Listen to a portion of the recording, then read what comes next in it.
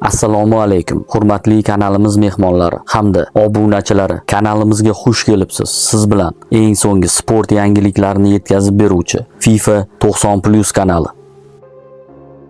O'zbekiston terma jamoasi sobiq bosh murabbiyi Srechko Katanesning O'zbekiston terma jamoasidagi yordamchi murabbiylari O'zbekiston futbol assotsiatsiyasini sudga bermoqchi. Mutaxassislar FIFA nizolarni hal qilish palatasiga da'vo arizasi bilan murojaat qilib, ularda taxminan 350 ming yevro qarz borligini da'vo qilishmoqda. Ularning shartnomasi 2026-yilning yoziga qadar tuzilgan, biroq Fabio Cannavaro boshchiligidagi murabbiylar shtabi kelishi bilan bitim to'xtatilgan. Yordamchilarga yoshlar terma jamoalari bilan ishlash imkoniyati taklif qilingan. Biroq shartnoma bir necha yillardan buyon jahon chempionatiga tayyorgarlik ko'rgan terma jamoa uchun tuzilgani bois ular rad javobini berishdi. FIFA tomonidan milliy jamoalarning yangilangan reytingi e'lon qilindi. Unga ko'ra, O'zbekiston milliy terma jamoasi 55-o'rindan joy oldi. Shuningdek, milliy terma jamoa Osiyo jamoalari orasida Yaponiya, Eron, Janubiy Koreya, Avstraliya hamda Qatar terma jamoalaridan keyin 6-o'rinda bormoqda. FIFA U17 jahon chempionatiga tayyorgarlik olib borayotgan O'zbekiston U17 terma jamoasi bosh murabbiyi Islombek Ismoilov jahon chempionati oldidan matbuot anjumanida ishtirok etdi.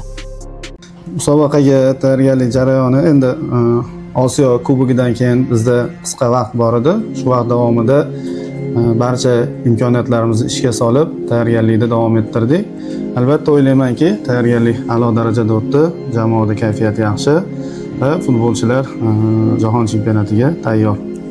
Endi albatta har bir jamoa musobaqadan oldin o'zini oldiga yuksak maqsadlar qo'yadi. Shuning qatorida biz doim jamoani oldiga yuqori marralarni qo'yamiz. Jamoani jismoniy jihatdan hamda ruhiy jihatdan tayyorgarligi ham juda katta bog'liq hisoblanadi.